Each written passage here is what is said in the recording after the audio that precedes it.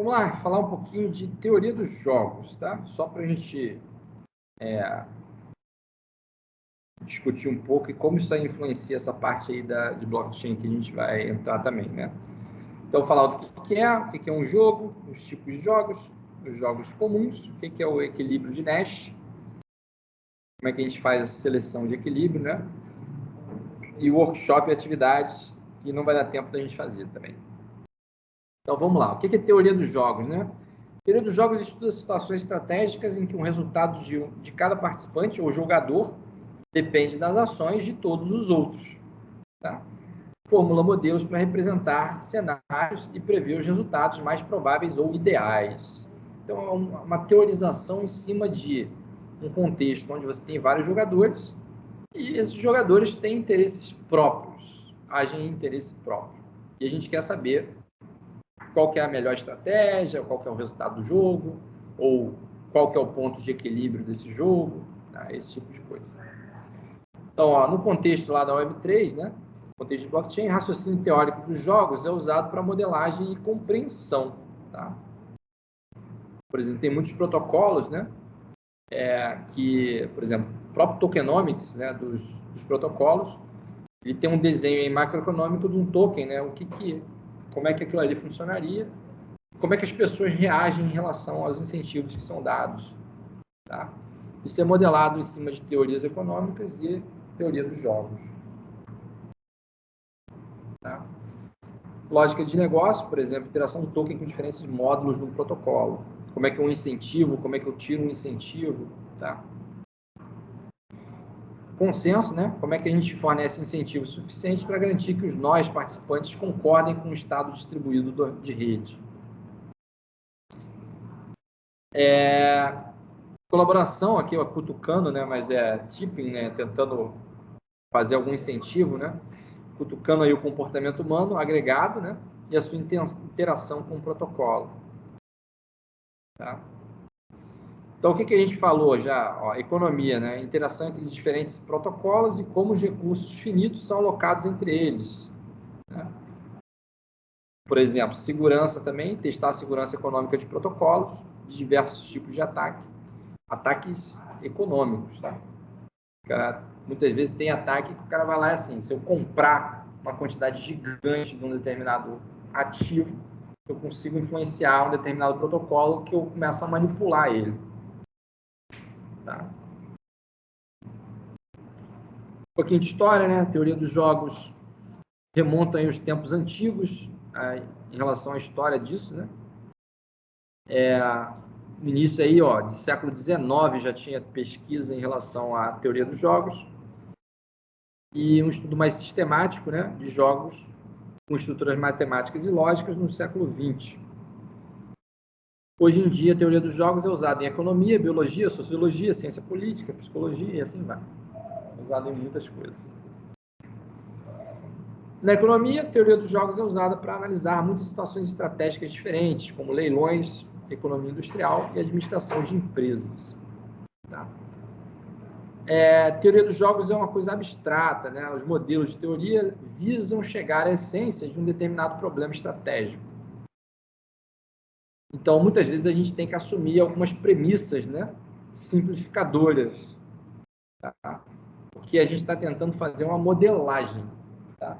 Não quer dizer que o contexto real seja exatamente o que está modelado. A gente faz algumas simplificações. Tá? Então, isso a gente tem uma vantagem, né? A abstração torna o problema passível de análise e ajuda a identificar os principais incentivos. E o contra, se você tiver uma falha no realismo, quando você colocar isso na prática, pode ser que a teoria na prática seja outra e ela não funcione corretamente. Em qualquer caso, né, a gente vai modelar uma situação estratégica, sempre implica um equilíbrio entre a tratabilidade e o realismo. Tá? Aí, teoria, né? O que é um jogo, ou jogo econômico? Jogo é uma interação estratégica entre vários jogadores, que define o conhecimento comum sobre as seguintes propriedades. Todas as ações possíveis dos jogadores. Tá? Você tem que saber quais são as possibilidades para você ter um jogo. Todos os resultados possíveis. tem que conseguir conhecer os resultados para você poder saber até onde você vai. Tá? Como cada combinação de ação afeta o resultado. Isso é modelagem para tentar, teoricamente, seriam as regras do jogo, né? Como os jogadores valorizam os diferentes resultados. Como é que o cara decide se um resultado é melhor que outro? Então, vamos lá. Aí, as partes, né? Conhecimento comum. O que é um conhecimento comum, né? Se um evento X é de conhecimento comum, se X é de conhecimento comum, C. Todo mundo conhece X. Todo mundo sabe que todo mundo conhece X. E todo mundo sabe que todo mundo sabe que sabe X. Ou seja, você está dizendo lá, sempre você pode botar mais um nível nisso e todo mundo sabe aqueles níveis anteriores, entendeu? Então, assim, isso vai até o infinito. Você sempre pode botar mais um nível e sempre que você bota mais um nível, as pessoas também sabem que todo mundo sabe o nível anterior. Tá? Exemplos de conhecimento comum, né? Por exemplo, leilões, né? Os lances de um leilão aberto, digamos assim. O cara dá o preço lá e diz quanto que ele vai pagar no preço, todo mundo sabe. Tá? E assim vai. Qual que é o resultado? É o vencedor e o pagamento do leilão. Né? Competição de preços entre empresas, né? O preço cobrado. Teoricamente, dá para saber o preço que as outras empresas cobram, mas elas tentam dificultar ao máximo liberar esse tipo de informação, mas você sempre pode tentar se passar por cliente e pegar o preço da concorrência. Tá? Resultado, demanda de cada empresa, lucro de cada empresa. Tipos de jogos, né? A gente pode começar a falar de alguns tipos de jogos. Jogos estáticos e jogos dinâmicos. Jogos com informação completa ou incompleta. Tá? Então, vamos lá. Só para a gente caracterizar aqui os tipos de jogos, né? Que jogos estáticos, né? Todos os jogadores realizam suas ações ao mesmo tempo. Tá? Por exemplo, pedra, papel e tesoura. Tá? Todo mundo não coloca lá? Tá? O que isso aí influencia, né? Você não tem a visão da jogada anterior, né, para influenciar na tua jogada. Todo mundo síncrono. Tá? Exemplo econômico, leilão de lance selado. É o quê? Um leilão que todo mundo bota o preço num envelope lacrado, entrega aquele preço e acabou. Tá? Leilão inglês é outro tipo de leilão. Representação teórica, né? Uma matriz, né? Que chamamos de matriz de pagamento. E o que é um jogo dinâmico, né? Os jogadores se movem sequencialmente e possivelmente várias vezes, pelo menos parcialmente, observando as ações anteriores. Exemplo, o jogo da velha. O cara bota um elemento numa posição, você olha aquele elemento, toma uma decisão, faz a próxima. E assim vai até acabar.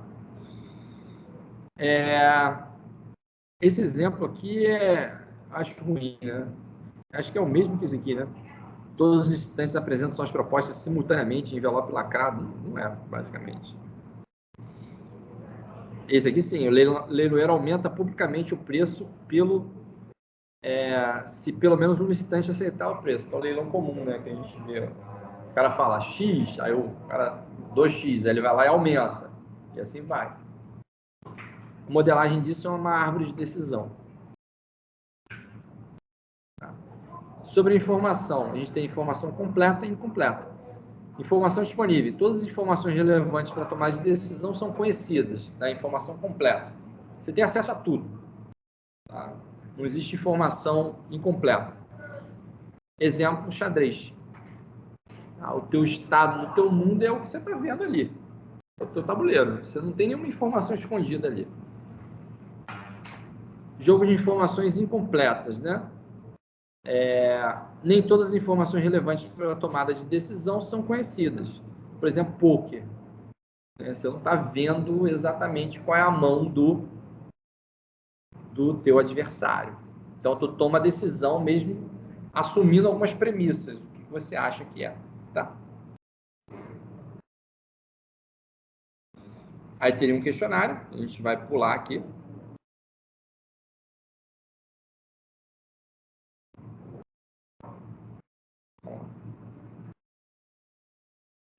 Aí mais um conceito. Conceito central aí de teoria dos jogos, chama utilitário, né? Ou utilidade, né? Transformar qualquer resultado em um valor comparável. Por exemplo, o que é melhor? Sair de férias para a França e beber vinho ou ir para a Alemanha e beber cerveja? Se você estivesse tentando modelar isso como teoria dos jogos, você teria que ter uma função de utilidade que dissesse o que é melhor, tá? Através de provavelmente um número, tá?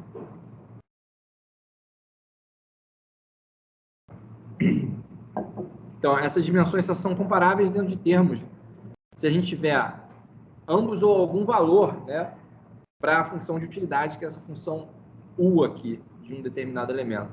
Então, por exemplo, o de A é 5 e o de B é 3. Se fosse esses dois cenários, você ia escolher A, porque a utilidade de A é maior do que a utilidade de B. Tá?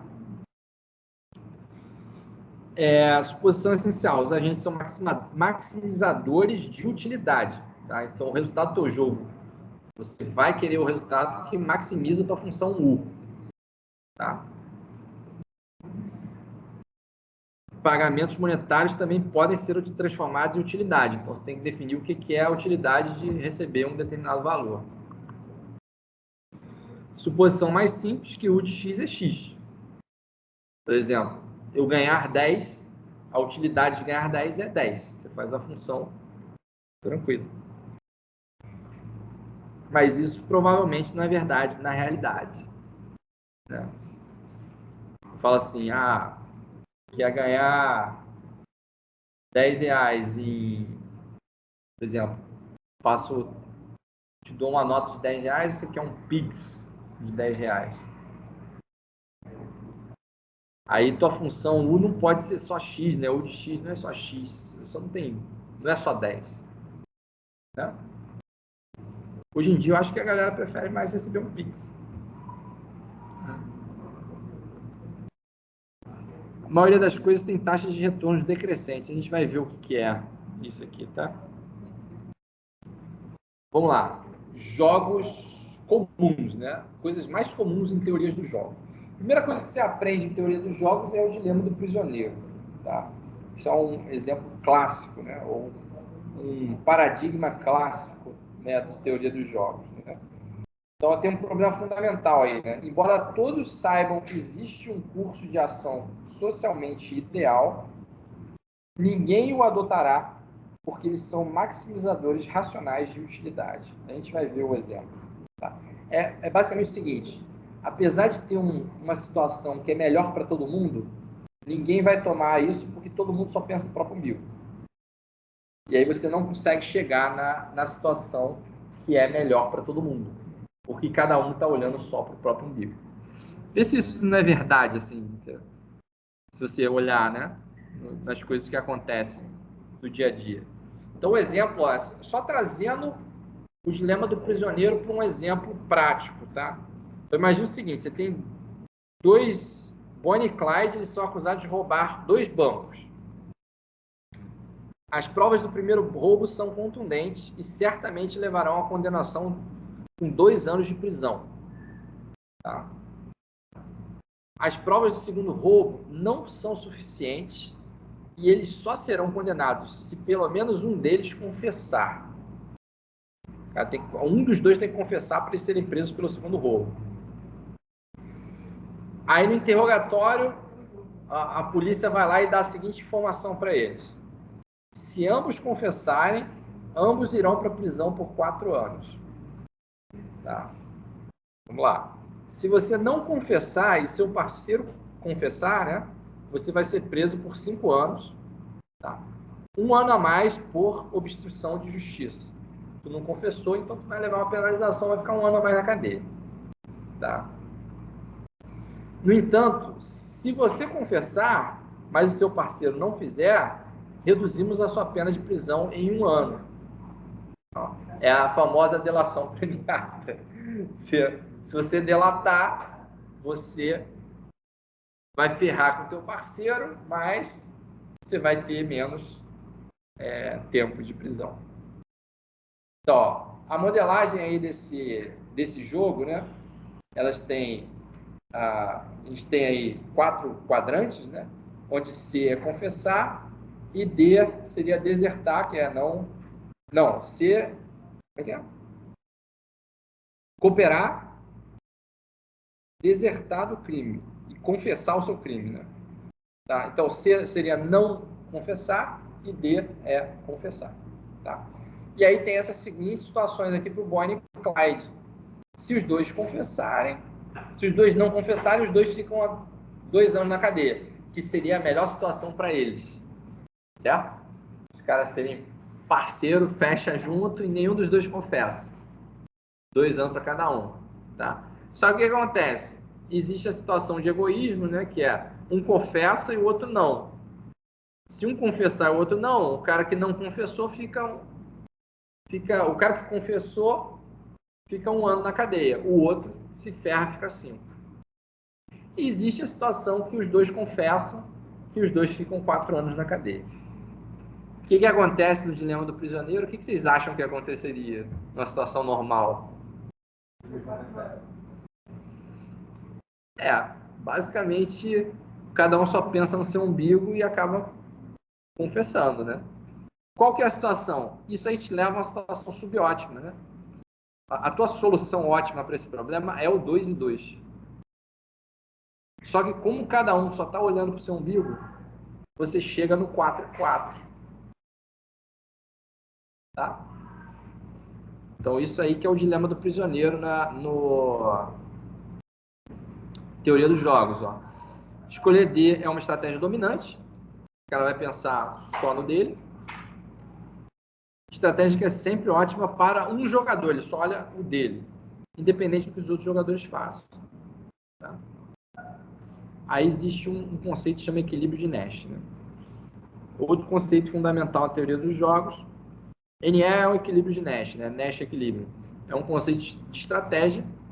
Uma para cada jogador, de modo que nenhum jogador pode melhorar unilateralmente o seu resultado, alterando a sua estratégia, assumindo que a estratégia do outro jogador permanece a mesma.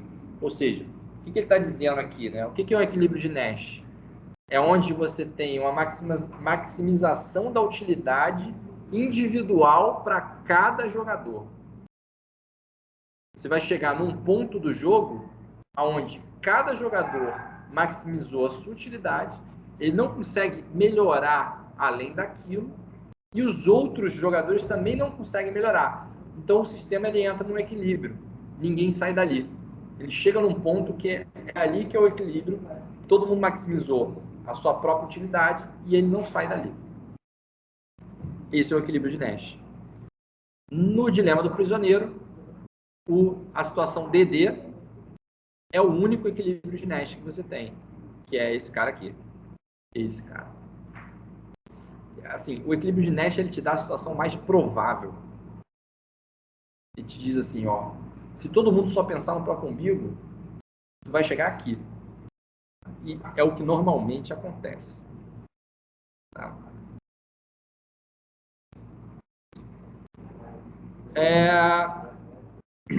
Outro dilema do prisioneiro, né, para exemplificar esse tipo de equilíbrio, né? Corrida armamentista nuclear, né? A OTAN e a Rússia preferem não haver corrida armamentista a uma corrida armamentista. Todos os dois queriam que os dois estivessem desarmados, né? No entanto, ter alguma arma é preferível a não ter arma. Eu não posso confiar nele, então eu tenho que ter arma. O que vai acontecer? Independente dos dois, do que eles falarem, os dois vão estar armados. Com certeza. Outra situação, né?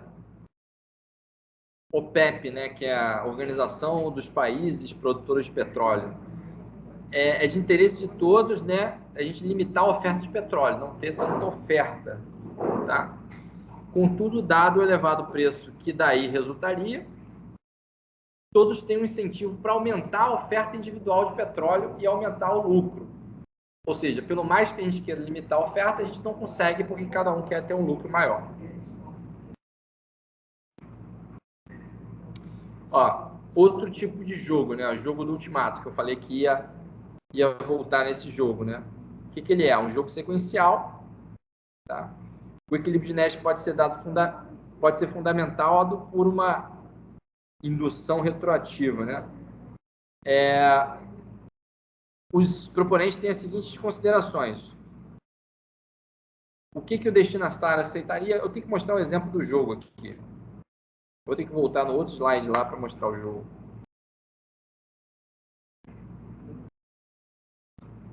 Espera aí. Esse aqui... Deixa eu voltar aqui, senão vocês não vão entender isso. Esse aqui foi dado no outro slide, tá?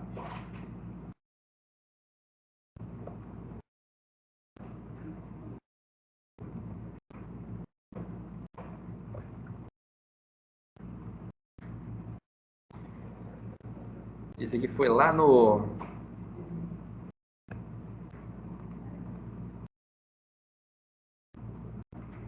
O problema é que eu tenho que passar 300 mil slides aqui até chegar lá.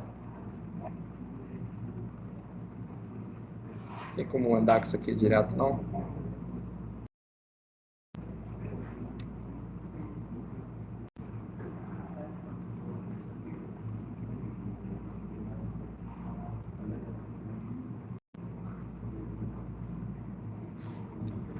Espera aí, gente.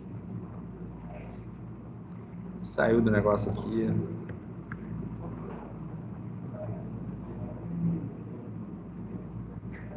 Espera aí.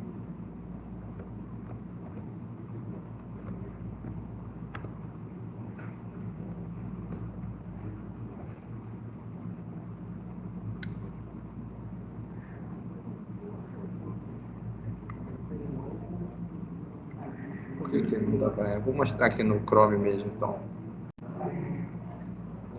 Ó, deixa eu só achar aqui, que tem que explicar esse jogo aqui, que senão vocês não vão entender.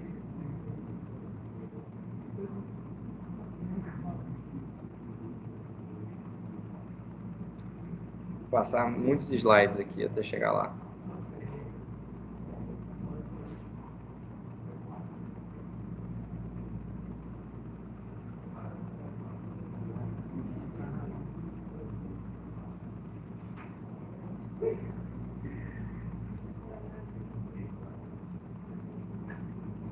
Eu tinha que ter uma forma mais fácil de fazer isso aqui.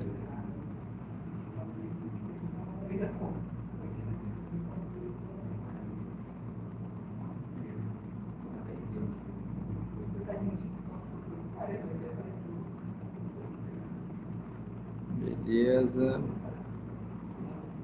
Aí, bom, já está chegando. Ah lá, esse cara aqui, ó. Ó, por exemplo, imagina esse jogo aqui, ó. Você combinado aleatoriamente com outro aluno na sala de aula, né? Você vai ter uma interação anônima aí com esse aluno, né? O jogador 1 recebe uma doação de 100 pontos, digamos assim. Recebeu 100 pontos. O jogador 1 pode oferecer ao jogador 2 entre 0 e 100 pontos. O jogador 2 vê a oferta e pode decidir aceitá-la ou rejeitá-la. Tá? Se a oferta for aceita, a doação é dividida de acordo com a oferta. Então, se você tiver lá, por exemplo, se eu ofertar para você lá, 10 pontos, tá? Ele vai dividir 10 com você. Tá? Então, cada um recebe 5. Beleza? Se a oferta for rejeitada, ambos recebem 0 pontos. Cara, não quero, então você não recebe nada. Tá? O orçamento para o jogo é 500, tá? Não acerta ou errado. A escolha de como se comportar nesse contexto é sua. O que é a situação aqui, né? Cada um vai tentar maximizar a sua utilidade. Então, digamos que quanto mais pontos eu tiver, melhor. certo? E aí? Como é que vocês se comportariam nesse jogo? Se você não ofertar nada, a pessoa não aceita. E aí você não ganha nada também.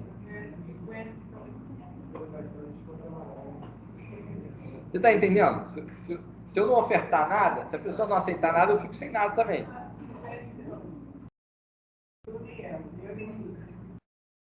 Então, quanto é que você ofertaria, né?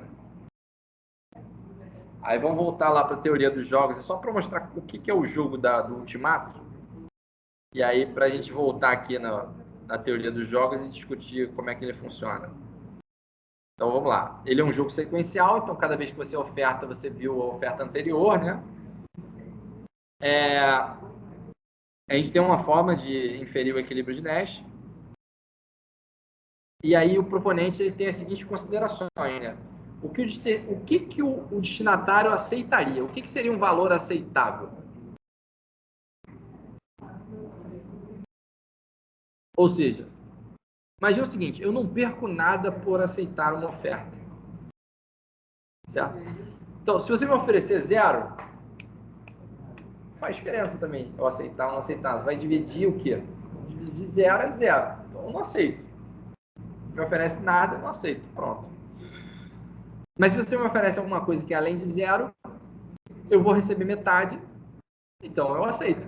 Certo?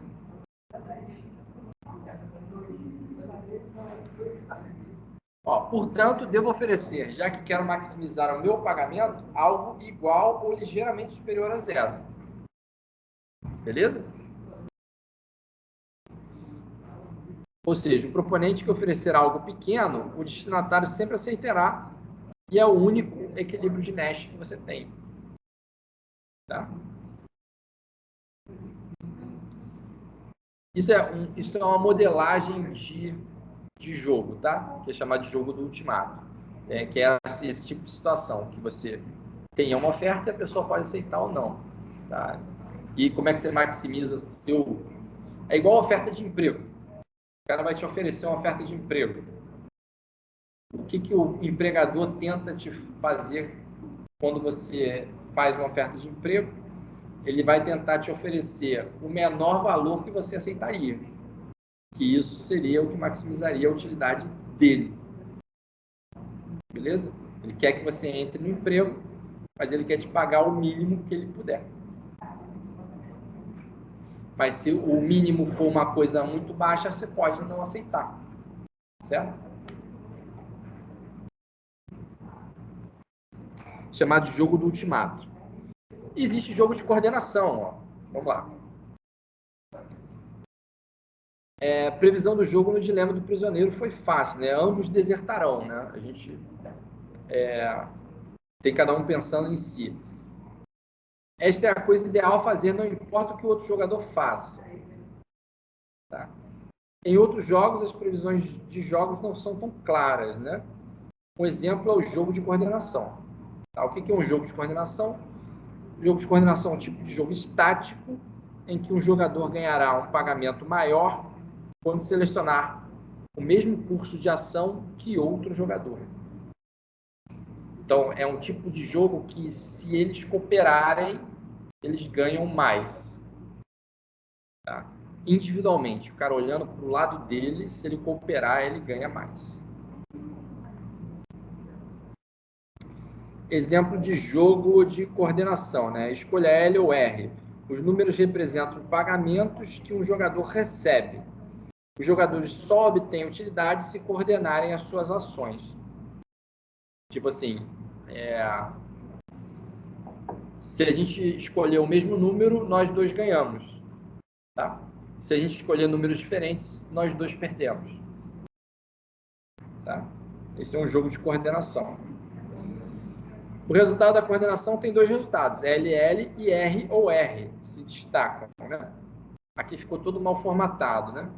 Claramente, se o outro jogador escolher L e você escolher R, se o outro jogador escolher L, então o ideal seria que também fizesse. Então, o ideal é que o mesmo faça. Assim, LL e RR, os jogadores escolhem ações mútuas ótimas. Tá? Então, o cara tem que conseguir coordenar as ações para poder ter um resultado ótimo. Então, aqui você tem dois equilíbrios de Nash. Você tem o LL e o RR.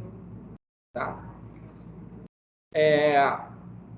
Pela própria natureza dos jogos de coordenações, você tem múltiplos pontos de equilíbrio. O resultado DD do dilema do prisioneiro é o único equilíbrio de Nash, né? No dilema do prisioneiro. Tá? Aí, beleza, se você tem múltiplos, né? Equilíbrios de Nash, qual que é o resultado final do teu jogo, né? Nenhum, ambos. Então, às vezes as pessoas alternam entre os equilíbrios, né? Então, aí tem um exemplo. Esse exemplo eu tive que pesquisar na internet para entender, né? Que é o seguinte, é um exemplo da Suécia, que em 1967 eles tinham, todo mundo dirigia, eu não lembro se é na esquerda ou na direita, mas que os caras de um dia para o outro, eles coordenaram isso, né, para mudar. Tá? Então, assim, o sentido é que você pode simplesmente mudar, né? Tanto faz se você dirigir, todo mundo dirigir na esquerda ou todo mundo dirigir na direita, desde que todo mundo dirija de um lado, tanto faz, entendeu? E aí esse exemplo aqui é que de vez em quando as pessoas mudam, os caras foram lá e mudaram. Isso é diferente, né? Imagina se fizessem isso no Brasil, ia ser uma bagunça desgraçada.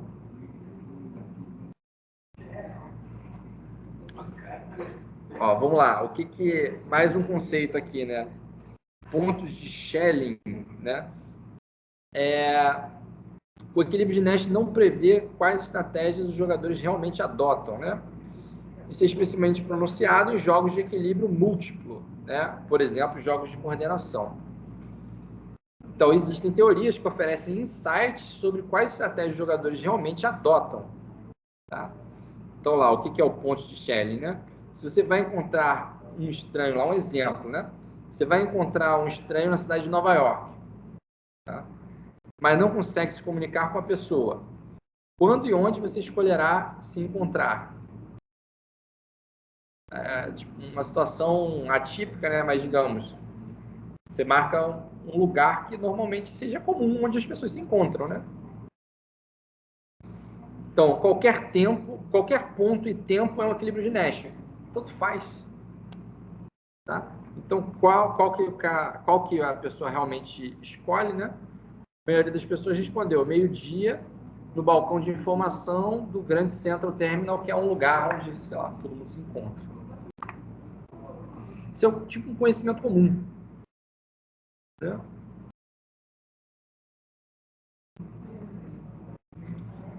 Então, ó, no caso de equilíbrios múltiplos, as normas sociais podem ajudar a escolher um. Por exemplo, se você fosse encontrar alguém aqui no Cefet, onde é que você encontraria? Uma entrada no pátio, um lugar bem visível, né, onde todo mundo conseguisse se encontrar. Então, ó, até agora o que a gente viu, né? O que é jogo estático, dinâmico. A gente tem 3 jogos que são canônicos, são os principais jogos, né? Prisioneiro, Ultimato e Coordenação. O dilema do prisioneiro, ele te dá, né, um equilíbrio de Nash único, né, que é dominante, enquanto os jogos de coordenação são múltiplos equilíbrios de Nash. E você tem lá os pontos de Schelling, né, que é o senso comum. Se você tiver muitos equilíbrios de Nash, provavelmente o que vai ser escolhido que é um senso comum. Isso é engraçado, porque você falar assim, mercado de cripto, mercado de ações, tá, o mercado está subindo, qual ação? O mercado está subindo e as ações sobem com o mercado. Qual ação que você compra? Tanto faz, cara, assim, você tem. Não importa, se o mercado está subindo e as ações sobem com o mercado, qualquer uma que você compre, teoricamente, vai subir. Qual que você vai comprar? Você vai acabar comprando a mais comum. É assim, está tendo halving do Bitcoin. O mercado está subindo por causa disso. Está todo mundo comprando. Qual que vai ser a ação mais comprada? Bitcoin. Por quê? Porque é a opção mais comum. Tá?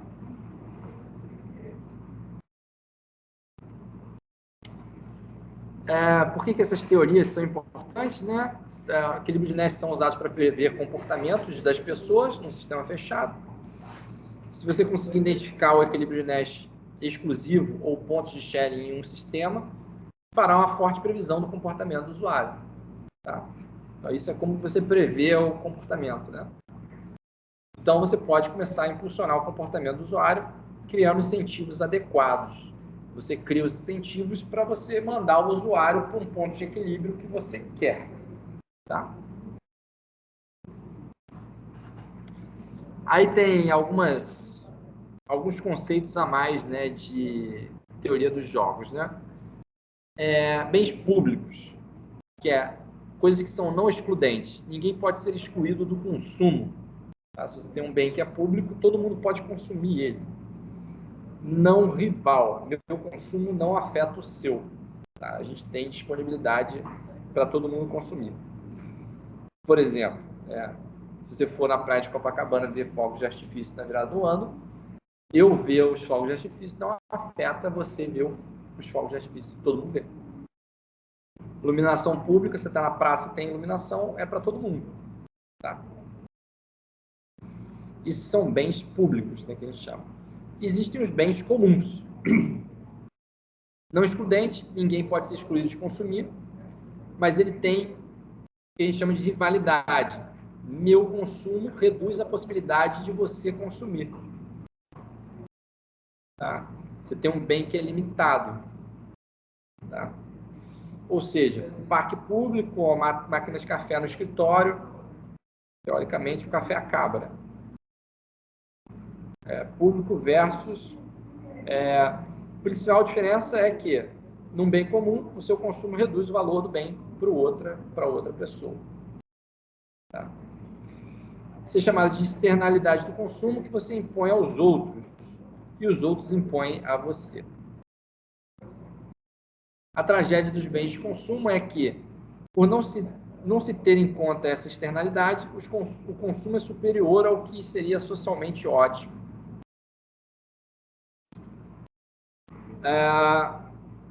Falando de bens públicos, né? Só trazendo um exemplo. Digamos, a gente tem N jogadores com $10 cada. Digamos que N é igual a 4. Cada jogador pode escolher quanto colocar em um projeto. Os fundos de projeto são multiplicados magicamente por um fator alfa. Tá? Digamos, alfa igual a 2. Finalmente, os fundos de projeto são divididos igualmente entre os intervenientes. Tá? O que seria melhor para o indivíduo, né? O que seria melhor para o coletivo? Tá? O que vocês imaginam aí?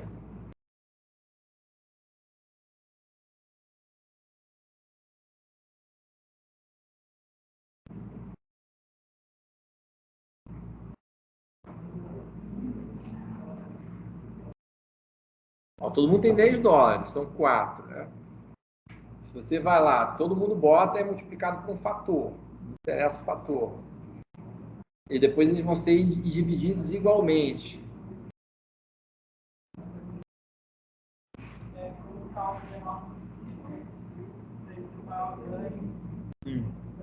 Seria eu botar o menor possível e os outros botarem o maior possível. Só que todo mundo vai pensar da mesma forma. Então, se todo mundo pensar individualmente, todo mundo vai botar o menor possível, certo? Coletivamente, qual é a melhor situação? Todo mundo botar o máximo. Você tem dois equilíbrios aí, né? Dependendo da estratégia aí que você tiver. Se você considerar que todo mundo vai ser egoísta, vai ser o menor valor possível. Mas que para o coletivo não seria isso. Tá? Pesca excessiva, né? A pesca proporciona benefícios privados, mas pode destruir o ecossistema mais amplo. Se você pescar demais, acaba os peixes. Né? O que tem o seu próprio valor para todos. Por exemplo, devido ao turismo também. Se não tiver peixe, às vezes vai destruir o ecossistema. Como os pescadores individuais não pagam pelos danos que causam ao ecossistema em geral, pescarão em demasiado. Se o cara não for punido por pescar demais, ele vai pescar o máximo que der, porque é o que maximiza o lucro dele. Tá? Mesma coisa, poluição do ar, né? Produzir um bem gera lucro privado, mas reduzir a qualidade do ar, mas reduz a qualidade do ar para todos. Como não há preço associado à qualidade do ar, as empresas não têm que pagar pela sua redução e, portanto, produzirão em demasiado. Tá?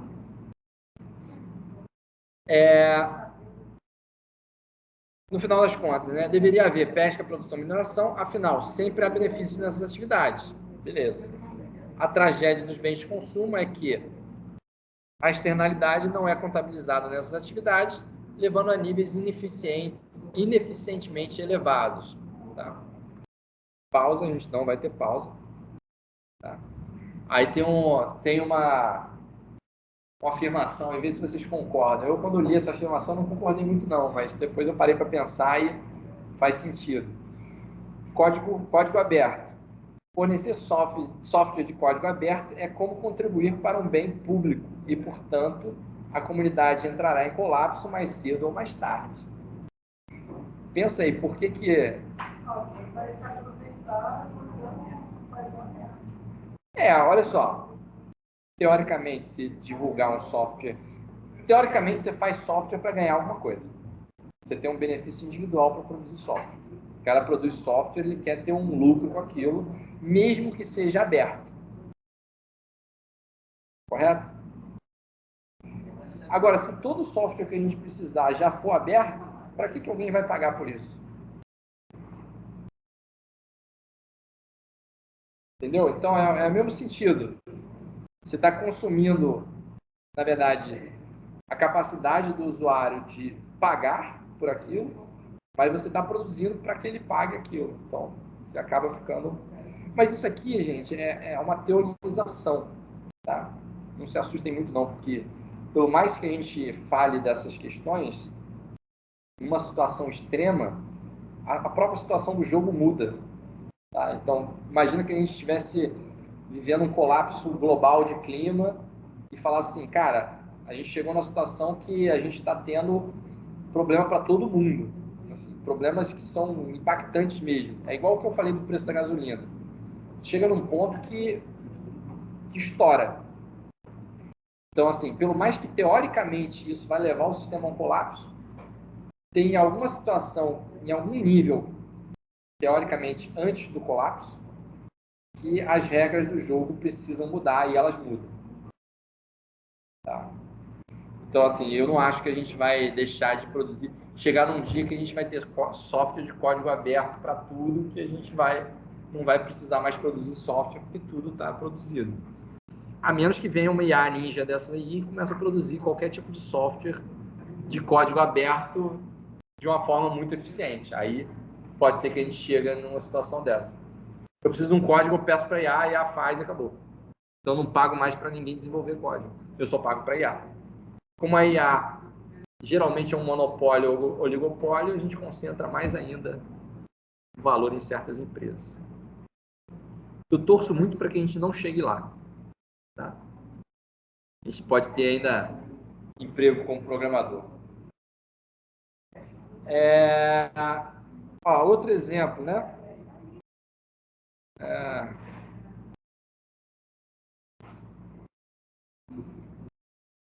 Esse aqui é tipo duelo, né? Jack e Christie são rivais e continuam provocando um ao outro na frente dos outros, né? Certa vez, Jack desafia Christine para um jogo de... Isso aqui tá traduzido errado, jogo de frango. Deve ser um desafio, né? Eles propõem que os dois entrem nos seus carros e dirijam um em direção ao outro numa estrada. No meio da distância entre si, há uma ponte pequena de uma faixa única. Quem quer que se desvie antes que a ponte se acovarde, vai se acovardar, né? Se ambos mantiverem linha reta, não há como evitar uma forte colisão entre os dois carros. Todos os amigos estarão presentes para ver o resultado. Tá? O que vocês acham que acontece nesse tipo de situação? Tudo depende.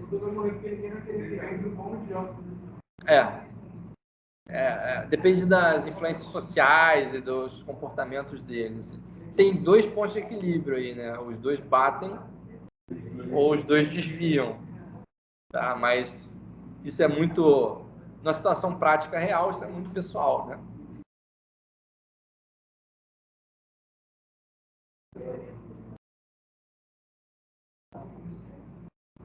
Aí, oficina de jogos, a gente não vai passar por isso. Eu acho que... Deixa eu ver se já acabou. Eu acho que acabou. É isso aí. Tem um link aqui, ó. Esse link aqui eu vou postar lá para vocês, que esse é um link interessantíssimo.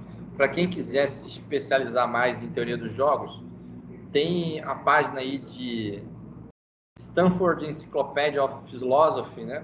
Que aí tem a teorização aqui sobre a teoria dos jogos, mas teorização mais pesada, assim. Então, se vocês quiserem ler a respeito, isso aqui é uma coisa interessante pra caramba. Eu boto lá no Teams o link para vocês, tá?